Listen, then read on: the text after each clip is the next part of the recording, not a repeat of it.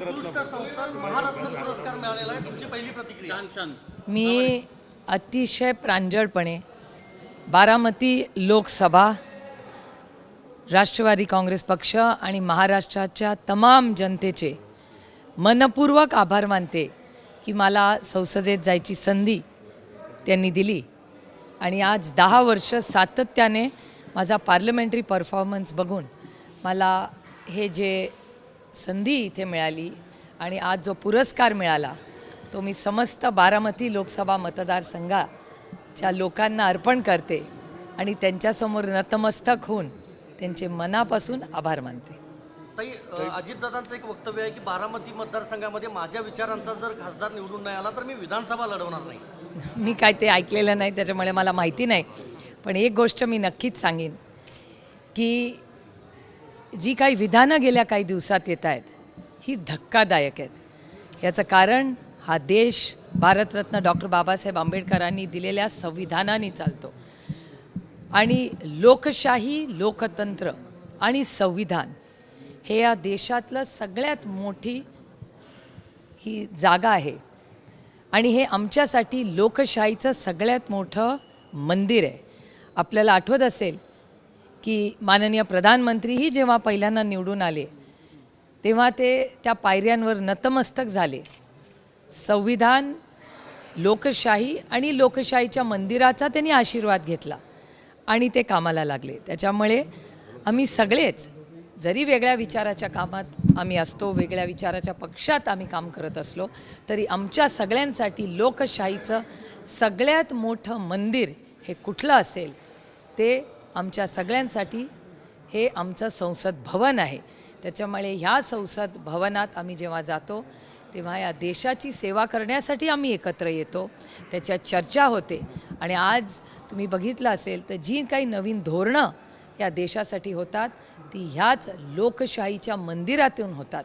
त्याच्यामुळे दुर्दैव आहे की ह्या ज्या पद्धतीने या लोकशाहीवर टीका टिप्पणी झाली, कारण का ही लोकशाही आहे आणि दडपशाही नाही. आणि जो कोणी खासदार आजपर्यंत निवडून आलेले आहेत, मग अटलजी असतील, पंडित जवाहरलाल नेहरू असतील, इंदिराजी असतील, सुषमा स्वराजजी असतील, गोपीनाथ मुंडेजी असतील, जॉर्ज फर्नांडिसजी असतील, CD देशमुख असतील, किती तुम्हाला मी उदाहरणं देऊ. म्हणजे आम्ही खरं तर लहानाचे मोठे हीच नावं पार्लमेंटमध्ये त्यांचा परफॉर्मन्स आम्ही बघून सगळे आलो. मधु दंडवतेंची पुस्तकं, आजही भाषणं, ज्यांच्यासमोर आज आपण उभे आहोत असे आपल्या सगळ्यांचे मार्गदर्शक यशवंतराव चव्हाण साहेबांची पार्लमेंटमधली भाषणं वाचून ती धोरणं समजून आम्ही पार्लमेंटमध्ये काम करतो आणि त्या पार्लमेंटचा ज्या पद्धतीने काल उल्लेख झाला हे अतिशय दुर्दैवी आहे आणि खेदजनक आहे आणि मला विचाराल तर संविधानाचा आणि लोकशाहीचा अपमान येतो. ह्याचंच उत्तर दिलं ना आता, याचंच सविस्तर उत्तर मी दिलेलं आहे. पवार साहेब बारामतीत आहेत आणि अजित पवार ज्या पद्धतीने भाषणं करतायत त्यांनी असं म्हटलंय की हा सहानुभूती मिळवण्याचा प्रयत्न आहे, मात्र पक्ष केला तरी असं काही होत नाही, 5 चिन्हावरती मी लढलो आहे. हे खरं आहे. आदरणीय पवारसाहेब हे लढवैने नेते येतो. त्यांचं उभं आयुष्य संघर्ष आणि लढण्यात गेलं. त्यांचे वडील, काका, मामा कोणीही राजकारणात नव्हतं. त्यांचं आयुष्य त्यांनी शून्यातून उभं केलं आणि त्यांनी कधी असं म्हणलं नाही की हे माझं आहे. भैया 1 मिनट चलेगा, आप बाईट तो ले लीजिए, नहीं तो आप बोलिए, क्या करना है. तर आपण सगळ्यांनी, माझी एवढीच आपल्याला विनंती राहील, आपण नंतर करूया. सॉरी मराठी सगळे आहे नाही ना, मग मराठीचं एक करूया ना, मराठीचं एक करून घेऊ, नंतर त्यांचं करू. कारण का दोन्ही गोष्टी मी नाही करू शकत. नाही, शून्यातून सुरू करू परत. तुम्ही आता प्रश्न विचारा, कारण का प्रेसमध्ये तुम्हीच जर बोलणार असाल तर मला पण ज्यांना इंटरेस्ट आहे तर तिथे बोलूया. ताई, दादा ज्या पद्धतीने भाष्य करतायत आणि चिन्ह मिळवल्यानंतरही बारामतीमध्ये सांगत आहेत की मी विधानसभेला उभा राहणार आहे, हा सहानुभूती मिळवण्याचा प्रयत्न आहे आणि पवारसाहेबांनी देखील असंच म्हटले. आणि पवारसाहेब सध्या बारामतीच्या दौऱ्यावरती आहेत. त्यांनी असं म्हटलंय की मी 5 पक्ष चिन्हावरती लढणार. मी एक गोष्ट अतिशय प्रांजळपणे आपल्याला सांगू इच्छिते की हा देश लोकशाहीने चालतो आणि लोकशाहीमध्ये संविधान आणि लोकशाहीचं खूप महत्त्व आहे. आणि माझ्या स्वतःसाठी लोकशाही आणि संसद ही माझ्यासाठी एक मंदिर आहे आणि त्या मंदिरात बारामती लोकसभा मतदारसंघाच्या लोकांनी एका विश्वासाच्या नात्याने मला पाठवलं आणि सातत्याने महाराष्ट्राचे आणि देशाचे प्रश्न हे मांडण्यात आम्हाला सगळ्यांनाच लोकशाहीमध्ये यश आलेलं आहे. याबद्दल खरं तर मी सगळ्यांचे मनपूर्वक आभार मानते मला ही संधी दिल्याबद्दल.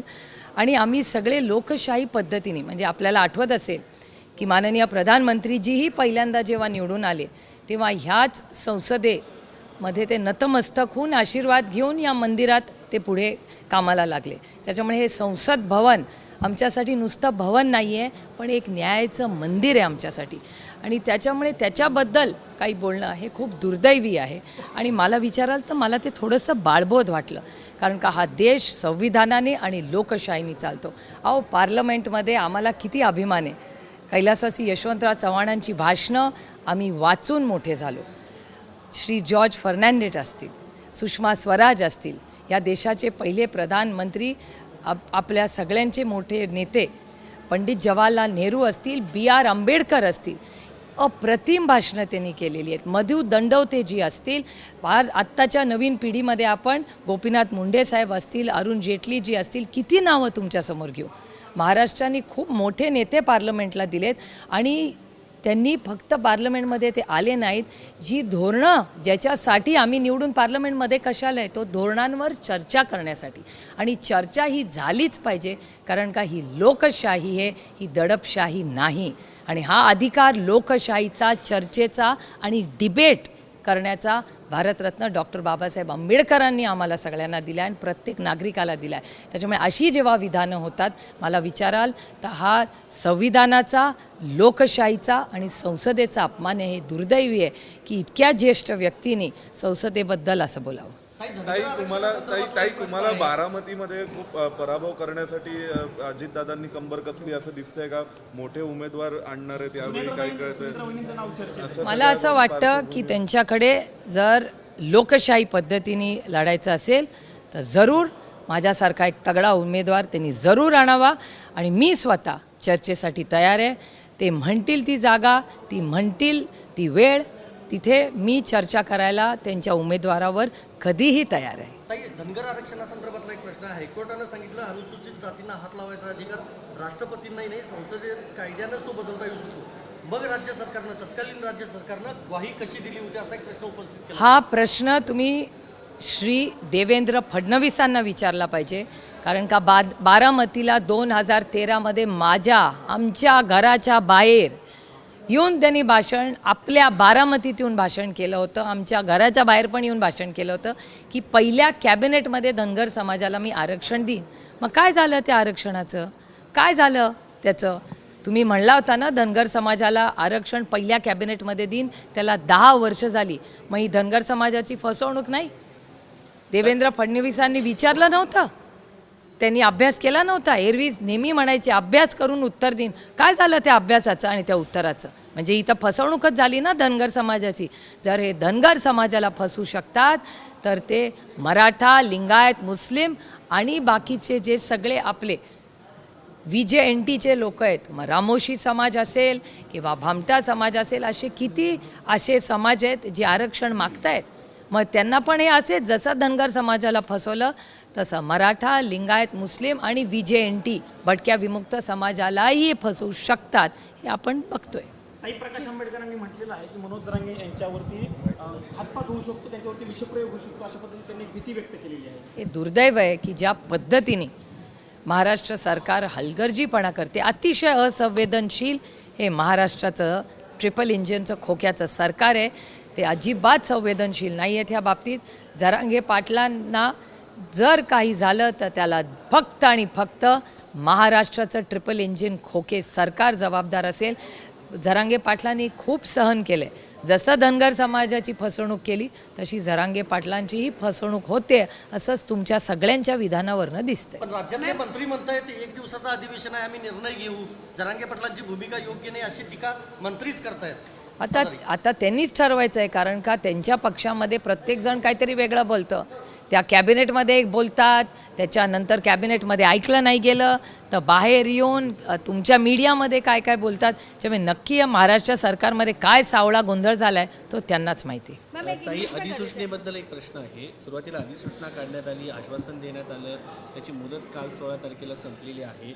नक्की ही आरक्षण मराठा समाजाला त्या ओबीसी मधून दिलं जाणार आहे की नवीन कायदा आणून दिलं जाते? सातत्यानं गोंधळात टाकलं जात आहे मराठा समाजाला. तुम्हाला ही आणखीन एक फसवणूक आहे हो. जशी धनगर समाजाची झाली तशी हीच. त्याच्यामुळे मला असं वाटतं हे प्रश्न मला विचारायच्या ऐवजी जे सरकारमध्ये आहेत त्यांना तुम्ही हे प्रश्न विचारले पाहिजेत.